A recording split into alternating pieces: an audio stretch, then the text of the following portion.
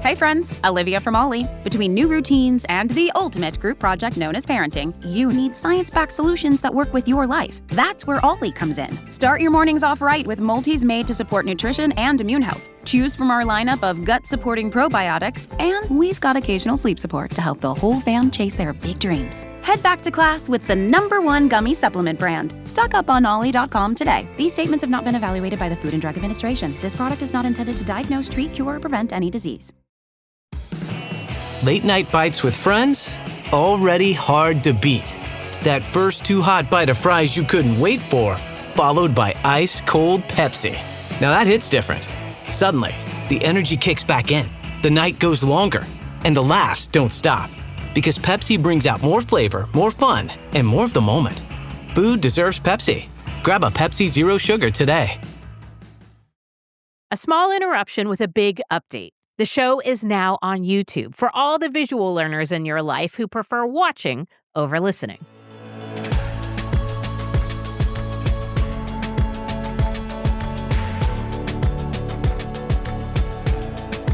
I am Nicole Khalil, and you're listening to the This Is Woman's Work podcast. We're together. We're redefining what it really means to be doing woman's work in the world today. And we're doing that by questioning the rules, the shoulds and the supposed tos that we've been handed, especially the ones nobody can actually explain, but we've somehow just bought into. Like the trap we often fall into that we only have two available options. We're one or the other, nothing in between. We're the virgin or the whore, the professional or the mom, or my personal favorite, and I say this as sarcastically as humanly possible, we're either too much or not enough. We're not confident enough, not assertive enough, not resilient enough, not strong enough. Or we're too ambitious, too loud, too opinionated, too emotional, too sensitive. I've spent a good portion of my adult life thinking I was too much and that I needed to tone it down. And because apparently I like to cover all our bases, I've also spent plenty of time wondering if I was good enough.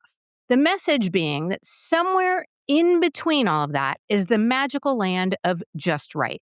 And I'd love directions because I've yet to meet a woman who's been given the fucking address. So when did we buy into this Goldilocks version of womanhood where there's supposedly a just right way to be? And today we're going to dive right into one of the more loaded and frequently thrown in our faces versions of this Goldilocks theory, and that's that we're too sensitive, too emotional.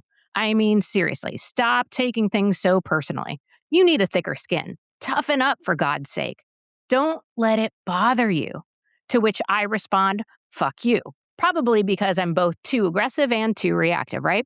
But can we just acknowledge the irony for just a second of being stereotyped as overly emotional and overly sensitive? Because if I made a pie chart of every emotional outburst I've witnessed in a professional setting, men would own a pretty impressive piece of that pie.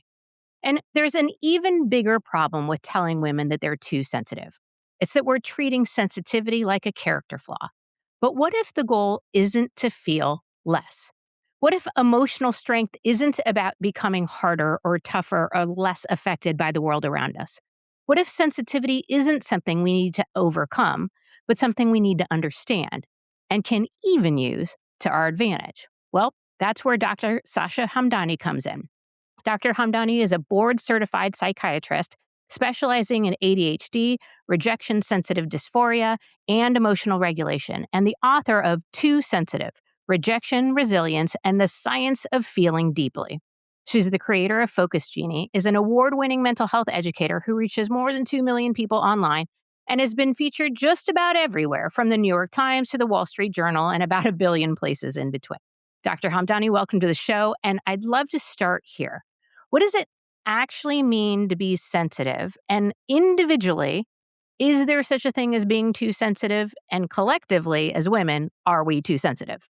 Those three questions in one. That's a loaded question. First, that was like the best intro of all time. And I'm at the edge of my seat, even though I'm in this episode.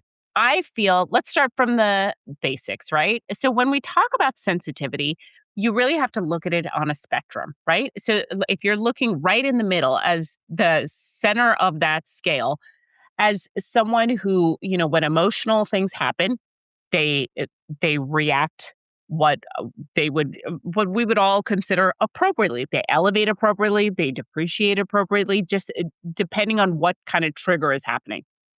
Then you look at one end of the spectrum, and that's kind of where you get into this apathy, where people feel numb and it's really hard for them to access that emotional data. So emotional things are happening, but they don't move up or down very much based on that emotional kind of amplitude or intensity.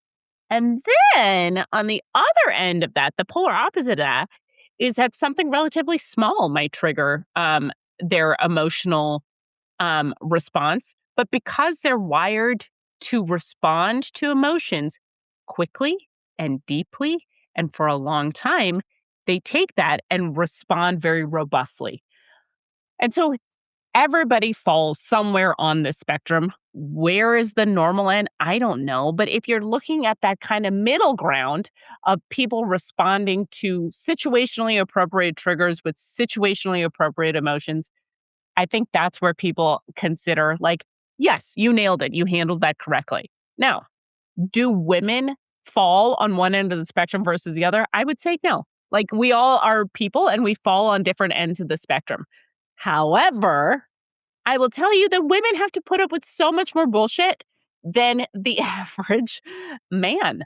Just because, not only are we dealing with just the weight of like this invisible load at all times, but from just a neurobiological perspective, we are being smoked every month with this fluctuating hormone balance, which makes our emotional capacity a little bit less at different times in the month. So where you are in one week might be completely different than where you are like premenstrually in a different week.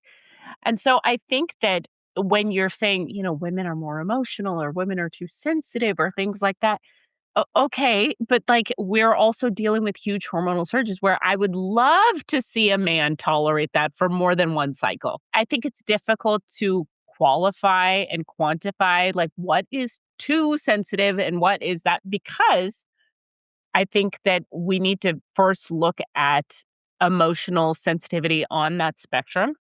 We need to look at what are the underlying causes of that. And then we need to look at how people actually handle those emotions, because at the end of the day, feeling emotions, I think, is actually advantageous. I think that's a wonderful thing, and it has a great capacity for emotional intelligence. So if you feel things deeply, you can also transfer that and transmit that information into something very powerful.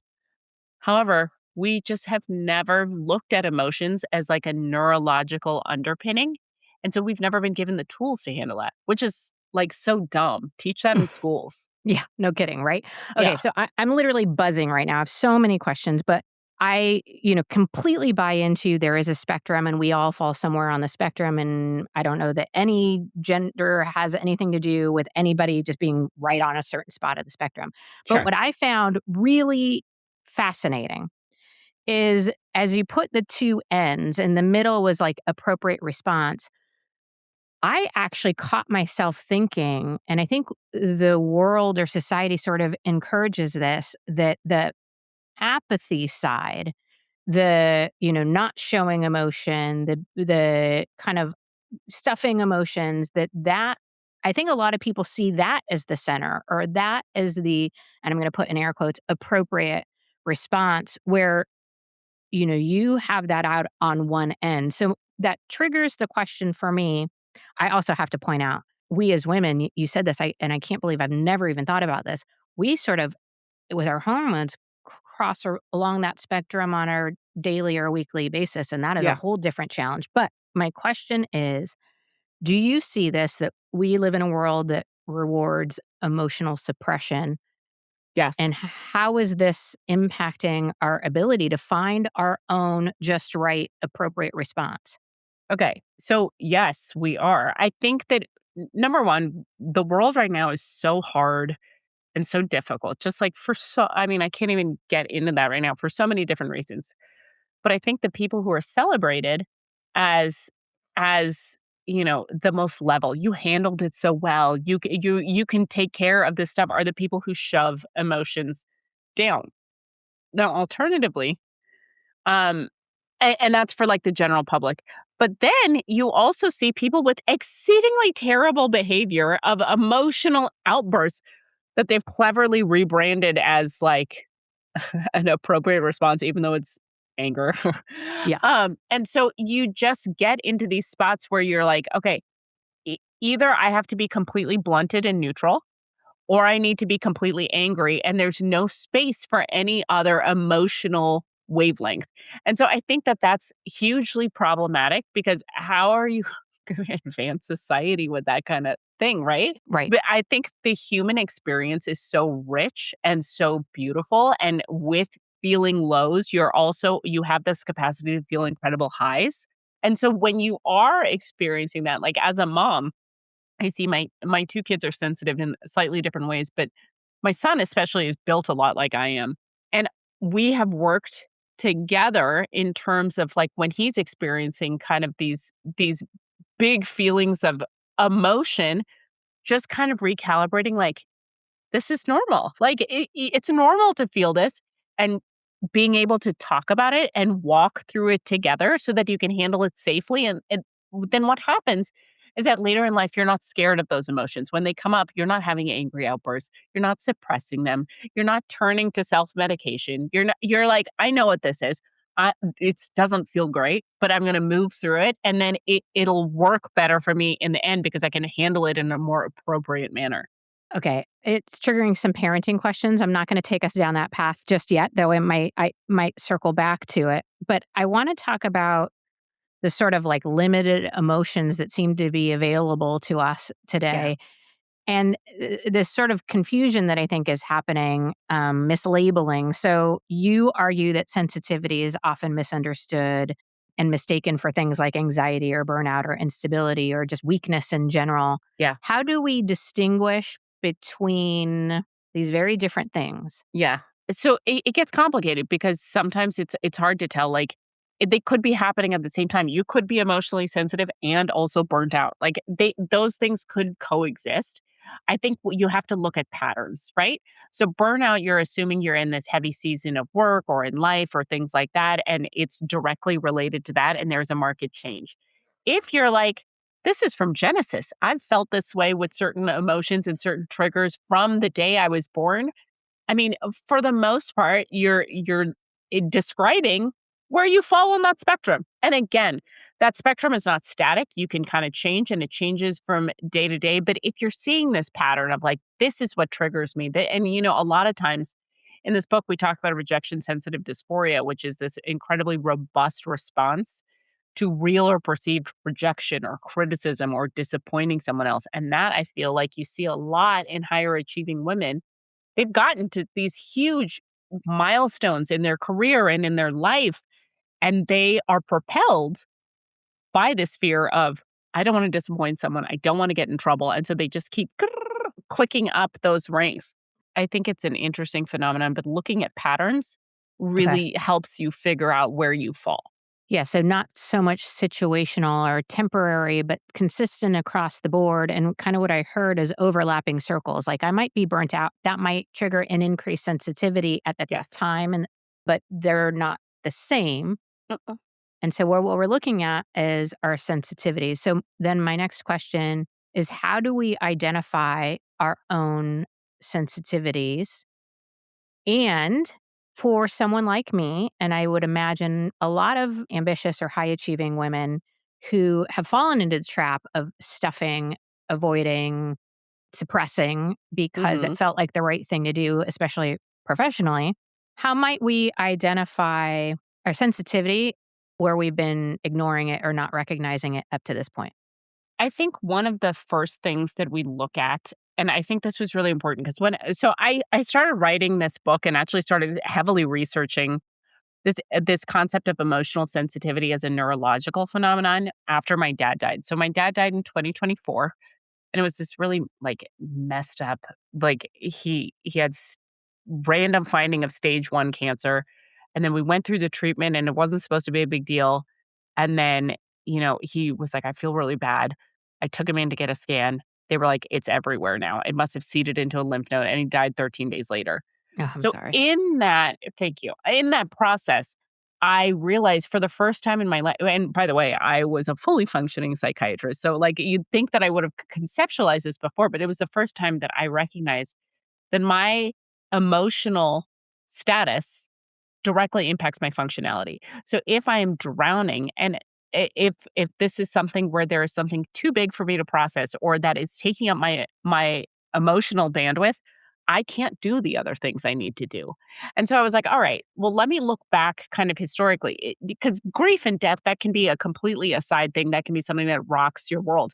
Then I was like, no, I experience this with just everyday triggers of emotional stuff. That's what's taking up most of my brain energy. And so then that got me thinking, like, how are we wired?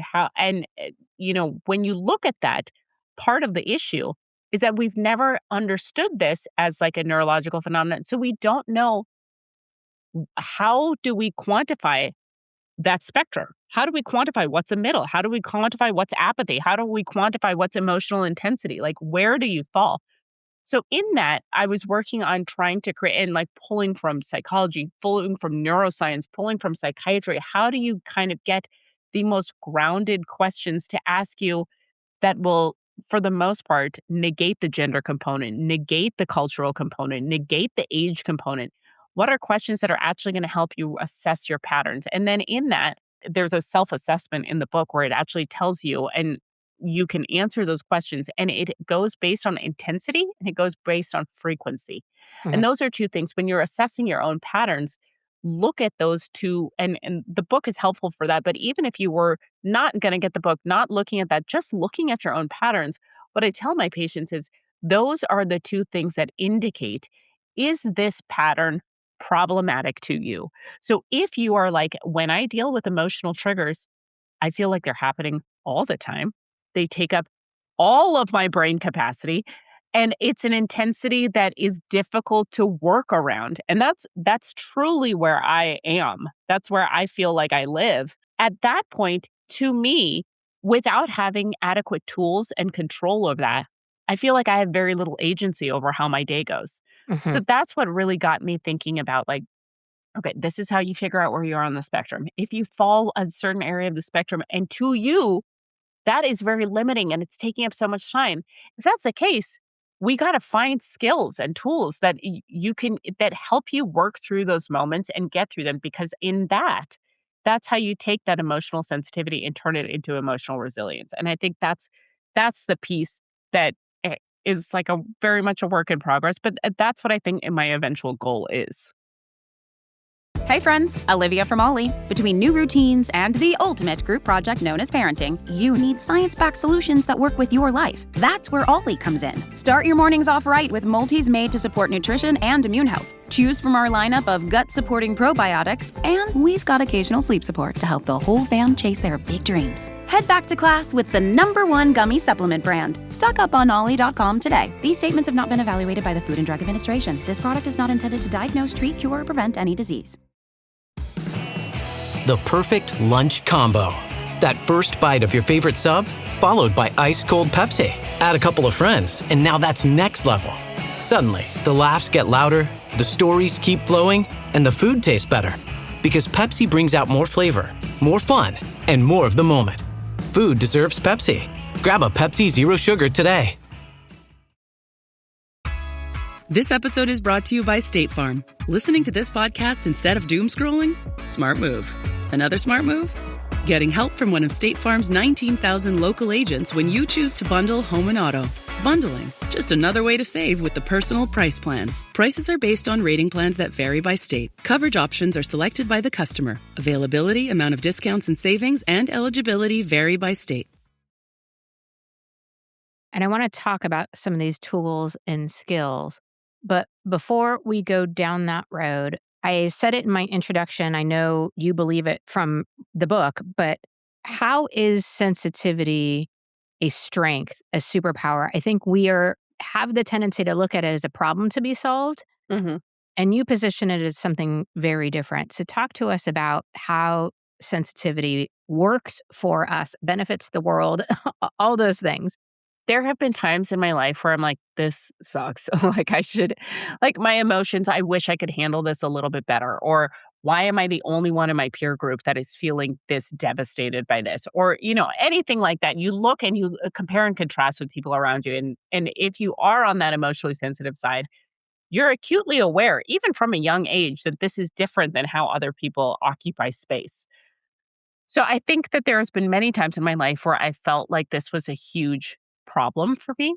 But I'll tell you, as I've grown older, especially in conceptualizing, my dad was very emotionally sensitive. And I think we shared a lot of that. And the way that he was able, looking at the legacy of his life and things like that, the way that he was able to take that emotional sensitivity and really use it. He was a CEO of his own company. But the thing that was so like people loved, like universally loved him for, was that he was so empathetic as a boss, and he would use everything to kind of like problem solve to lift up everyone. And even when it came time to selling his company, he pulled away from numerous offers because he's like, I want to make sure that the whole team is safe and not just pick and choose.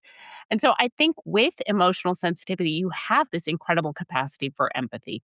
You have this incredible capacity to quite literally pick up on cues that other people are completely oblivious of. So I can walk into a room and I can tell you something's weird.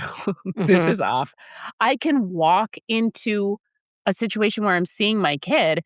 I haven't said a word to them. I can see on their face, I can see in their body. I'm like, there's something happens. Something is weird. They have something they need to talk about, or something is going on. I can go into situations in like higher roles. And because I'm able to kind of talk to many different people and get many different outcomes and like not placate but understand their emotional criteria, I'm able to get to a solution that maybe other people weren't thinking about because it's a little bit more outside of the box, but it's beneficial for everyone. So there's so many different things that I will tell you at this point in time where I'm sitting in my seat. I would never trade that emotional sensitivity because I don't think the goal is to become less sensitive. I think the goal is to become more in control. Yes. And I would argue that the world is craving this right now. I mean, when I talk to people about what's missing in their work environments or their relationships or things like that, empathy, as you mentioned, connection, curiosity, vulnerability, transparency, like these are the things that people say they want and want to experience. And yet, if you're on the apathy side of the spectrum, you're unlikely to give that. You're unlikely to provide that. So, Mhm. the example of your father, I think looking at these sensitivities as not just valuable, not just strengths, but leadership qualities and things that really support people. I mean, there's so much there. Okay. A coach of mine many years back gave me the phrase, it's okay to have your feelings, but your feelings shouldn't have you. And that really Mhm. stuck with me. And I Yeah. think you talked about control. So that's where I want to go next. How do we have our feelings, acknowledge our feelings, value our feelings, but not let them rule us Yeah. and not throw reason out the door, regulate, control, tool skills? How do we do that? So that was my biggest problem, right? I'm perfectly capable of feeling my feelings. That I can do fine, but I would drown in them, right? They would get too big for me very quickly, and then and then a day would go by. Like I would lose time because of it. I think when you're looking at this, one of the way that I was trained in residency for psychiatry, because psychiatry is just kind of like it's an interesting field of medicine. For a long time, a lot of those concepts and things like that, you're just there's no blood test you can do. There's no like you're really basing it on understanding of the brain, and that's how you start a lot of your concepts with psychiatry. You understand what's happening in the brain, and then you can extrapolate information. So if you look at what's happening in the brain for an emotionally sensitive person, you look at two big areas of the brain. The first is that emotional threat detector in the brain, which is your amygdala. In highly emotionally sensitive people, this amygdala is a little bit more hyper responsive. Now, on the flip side, the second area of the brain is your prefrontal cortex, directly under your forehead. That is the smartest part of your brain: judgment, decision making, processing. And that is slightly under responsive. And to make things worse, the connection between those two areas is weak. So now you're dealing with this very activated emotional center and this underactivated center, which should be telling you, like, easy, it's not that big of a deal, move on. So now emotions are going to trump this kind of logical center every single time. Once you kind of understand that that's what's happening, then you start to figure out, okay, what tool can I use in the moment to either slow down this amygdala from spinning and dumping out alarm chemicals telling me this is a huge deal, or what skill can I use to get my frontal lobe online so I can think through this? And so it really depends on what you're experiencing in the moment. Like, for example, I will say when I have those kind of emotional things, there are times where I am so restless and I'll give you an example that happened like a week ago. On this press tour, I've been negligent in terms of like truly committing to like knowing every single second of my schedule. But there's like 2 or 3 podcasts where I was like, okay, this is great. And then I'll plan stuff around it. So I'll travel there, plan stuff around it. Great. It's like my big thing. A couple of days before one of the podcasts, they canceled. I had my flights. I had moved patients around, and I got that notification. It was like a day and a half. It was such short notice. I got that notification. I immediately get up from where I was sitting on the couch with my husband. I start pacing. It was like my body was vibrating. In that moment, my brain was just on overdrive. Like, they didn't think I was a big enough deal. They don't like the book. They don't like this idea. Within seconds, I'd gone from like, I'm watching reruns of Breaking Bad to now like I've gone off the deep end. And so my husband is just like silently watching all this happening. I can tell, I can't even think right now about anything other than what my brain is populating in terms of this negative kind of stuff. My muscles, I know that alarm chemicals are dumping through me because my muscles are tense. I'm pacing because I literally can't stay still. And so I was like, okay, what are one of the techniques that I could use to calm this, to replace some of this nervous energy? And I was like, okay, one of the things that we talk about in my book, which by the way, in Too Sensitive, literally every single skill in this book you have heard. Someone has told you. They've told you to move your body. They told you to challenge negative thoughts. They've told you to accept them. Like, you've heard them all. I think the difference in this book is knowing when to apply it and knowing how to apply it. So the latter part of the book is literally real world examples, and it tells you this is the tool you use. Let's practice together. Because I think if you can practice it when you're not in a dysregulated state, you're able to use it better when you need it. Mm-hmm. I think in just writing the book, I had all that information kind of floating around in my head, and I'd worked through it enough. I was like, okay, I'm restless. I'm going to move my body. And I'd been scrolling on Instagram, came across something, and they're like, do squats. And that's better for like, it's good for brain health. It's good for, longevity, all of that stuff. So I was like, all right, cool. So I'm like, still haven't said a word to my husband. Break down, start doing these like squats in very bad form. He's just like looking at me, watching what I'm doing. But you know what? Within like a minute of doing that, it was like something caught up in my brain. And maybe it was like it just slowed down enough. And I truly don't think it was the distraction of it. I think that I'm pumping, because I'm getting down, I'm squatting, I'm pumping oxygenated glucose up into my brain where my frontal lobe can be like, all right, cool. So what's happening now is that I've slowed down this process. I go back, I read the email. The email, what I forgot, I did not see the first time is, we need to move this podcast due to a family emergency. And then 2 things later, which I also did not scroll down, my team was like, they offered another date on this. Didn't see any of that because I was already like, I suck. Like, that's where my brain wants to go. Well, this is such a perfect story. Not perfect that it happened to you, I'm sorry, but perfect in that I think every one of us can relate. We all have an example of where something triggered a fear or a belief or a doubt or whatever, and we missed all the information other than what supported that initial fear or doubt. Mm-hmm. I know I do this in my life. I've seen it in coaching. So the what to do and how to do it, I think, is incredibly helpful. But you'd said earlier specifically about rejection sensitivity that we as women might be a little more prone to that. Any tips or thoughts or anything for us as women if we know that that might be heightened? And there's also potentially a feeling that there is some truth to the nuances. Like occasionally I'll feel like I got rejected for something because I'm a woman.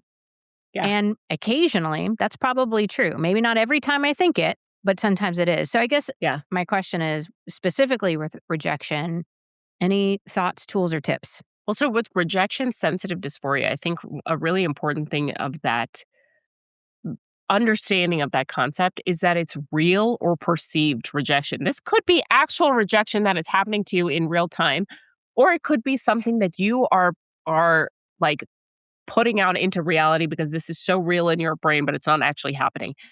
So when you deal with rejection sensitive dysphoria, and especially since, now I've dealt with thousands of patients that I've seen and that we've talked about this, and we've talked about this whether it's in regards to ADHD, we've talked about this, whether it's in regards of just like general emotional sensitivity, but you talk to enough people and you get to a spot where truly just understanding that this is a concept, that this is something that isn't just you making a big deal out of stuff, knowing that it has a name, and then knowing that there are times where that neurological phenomenon can be triggered, I think is incredibly vital. Because without that knowledge and without that understanding, you're just kind of going through life thinking like, I'm too sensitive. This is just me. This is something that's immutable that I can't fix or change. But the brain is so incredibly neuroplastic. You can change your wiring, which is the coolest part of psychiatry ever. Like, I feel like it's such an overwhelmingly hopeful message, but people have to know that it exists because then they know how to work on it and kind of like, actually take control of that moment. And it's just something that I wish, like in my teen years, I knew. Like, I wish that was 1000%. something that, like, when I saw my friends hanging out without me or doing something, or like, all of this other stuff that you go through in your early teen years, which like teenage years are misery anyway, but then you add this extra layer of emotional sensitivity. I wish I had known. I wish I had known that neurologically I'm just wired to handle emotions differently. I would have found safer people. I wouldn't have chased around people that like made me feel terrible for no other reason than the frontal lobe wasn't developed. I would have explained it to myself better when I'm in these deep moments. I would be like, okay, yes, I feel bad.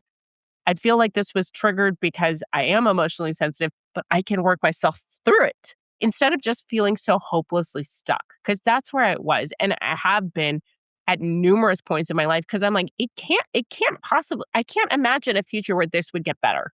It's interesting. My daughter turns 13 next week. And as you're talking about this, and this is a skill that I wish they taught in schools, and I have a lot of reasons why I want to dive into your book for myself. But if for no other reason than help my daughter with this at a younger age, talk about life changing, right? Yeah. Okay. I cannot let you go without diving into a little bit around the hormones piece of this, Yeah. specifically for women. I know you explore the relationship between hormones and emotional regulation. Why are hormones so overlooked? Why do we fail to account for hormonal shifts when we think about mood and memory and even resilience and sensitivity and all the things? What do we need to know? That's the biggest question ever, right? This is something that emotional sensitivity hasn't found a home anywhere. Like, people have thought like maybe it's psychiatric, but maybe it's anxiety, maybe it's depression, maybe it's not actually something that carries a diagnostic label, in which case you're just bitchy or like you're just kind of a weenie. Or you go kind of that opposite realm of things and you're just like, okay, well, I mean, first of all, neurologically, no one is looking at this as a neurological thing. Physically, when your body gets like broken down from carrying this emotional weight, then you start to look at autoimmune things. You start to look at, are you physically ill? So I think we're missing a lot of different points that we should be grabbing onto. And hormones are just such a huge part of the puzzle because that fluctuating baseline also makes it tricky for us to land on diagnostic terms because especially women, we feel bad. Like, let's say the week before a period, I feel bad. I feel dumber. I feel fatter. I feel like my emotions are out of control. So like, I'm not feeling great for numerous different reasons. Then fast forward a week and a half, and I all of a sudden feel the best I have in a month. And I'm like, I don't know what that was. That was a fluke. And then I continued to perpetuate that pattern for the rest of my life. Like I just ignore things because they got better. And so I think that if women themselves are also kind of looking at this, like I kind of forgot about how bad I felt because I popped out of it. We just don't get that appropriate help. But once you understand that like hormones impact this fluctuating relationship with emotional sensitivity, you can, number one, understand your cycle and two, couch what you're feeling through that. Like, oh, okay, this is a time I might be more emotionally sensitive. Is there something that I can do to work through it? Or if it's a time where you should be feeling great and you really are smoked by something, you could be like, okay, this is something that it's not just a hormonal thing that's making it worse. I think this actually is something that I'm struggling with. I think it's good for reality testing. I think it's good in terms of us understanding our own bodies better. I'm embarrassed to admit how long it took me to recognize, like, oh, I'm a week before my period. This actually makes sense, right? Yeah.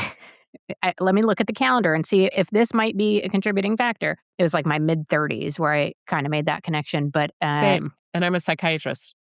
Well, and even just having that piece of information that gives some sort of explanation, that doesn't mean that your feelings aren't valid. It just might mean that I might not act so quickly on that feeling, or I might understand that feeling a little bit better. Dr. Hamdani, I could literally ask you 1 million more questions and talk to you all day long, but what I want to make sure that our listener does is hit pause, go to Amazon or wherever it is that you buy books, and either that or walk or run or however you get there to your local bookstore, let's keep them in business, and get the book, Too Sensitive.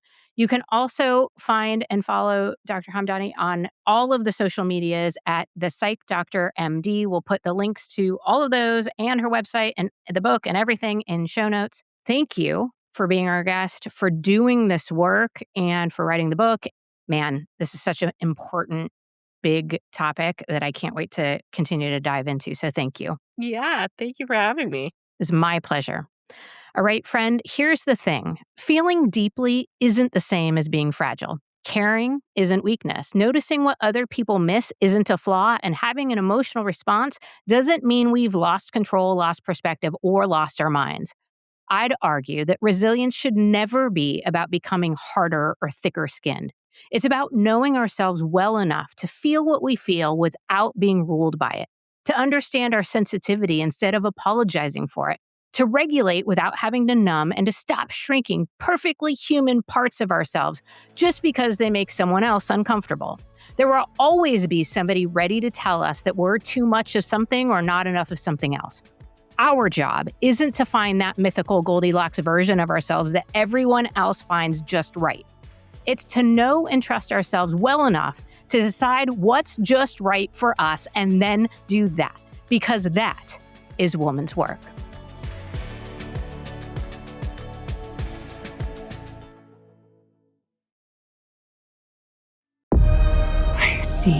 Avatar: Fire and Ash is now streaming on Disney+.